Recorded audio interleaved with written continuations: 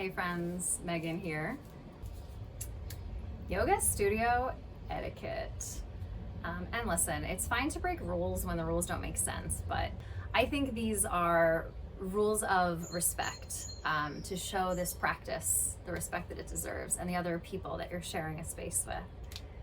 I'm very aware that walking into a studio for the first time can feel a little bit intimidating and you're kind of like, I don't really know what's going on here. Also, please, if you like this video, remember to like it or subscribe to my channel. It's really helpful and really appreciated. So first of all, you really want to arrive at the very latest 5 minutes before the class starts, preferably more like 10 or even earlier than that.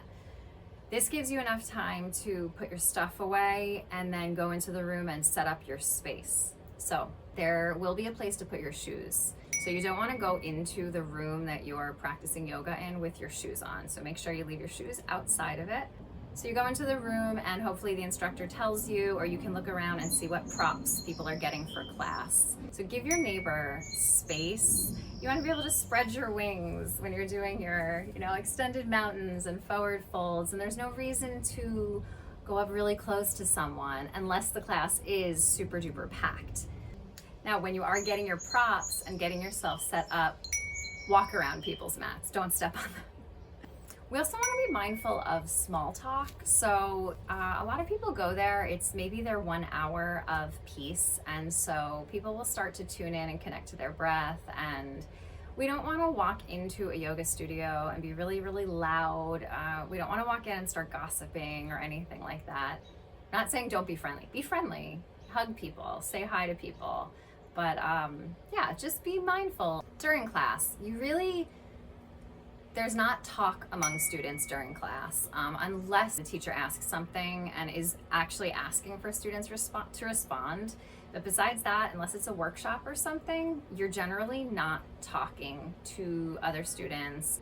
Okay, here comes the really debatable one.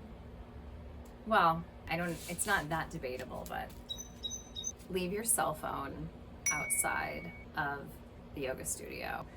You don't want your cell phone going off at a time that's really quiet. I was in class once and a lady actually answered the phone. Yeah, don't do that. I know, you say, what if it's an emergency?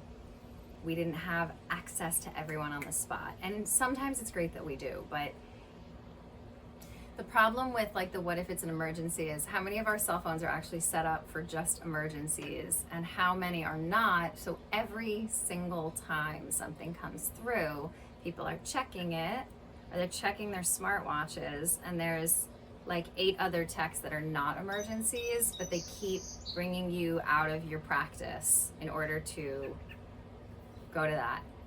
Smartwatches. I say leave them out of the room. I don't have a smartwatch, and mark my words, I will never have a smartwatch. That also leads me to taking videos and pictures during class.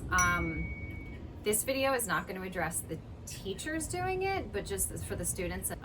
If you are a student who wants to do that, I would say you definitely need to ask the teacher if it's okay. And also just know that there are students around you that may not want to be in your video that you're maybe gonna post. I don't necessarily want to be on somebody's Instagram story when I'm in a twisted camel pose and my eyes are closed, and so it's just not totally respectful to all the people in the room.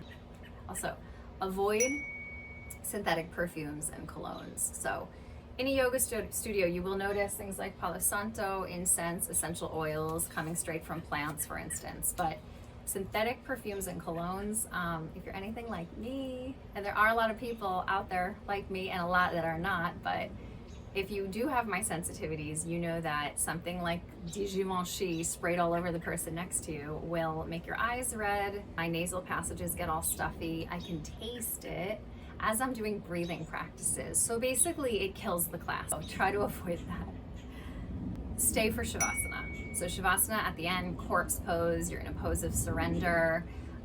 It is so essential to your yoga practice, and to leave during Shavasana is not what you want to do. If you absolutely have to go, you want to roll up your mat and leave before Shavasana.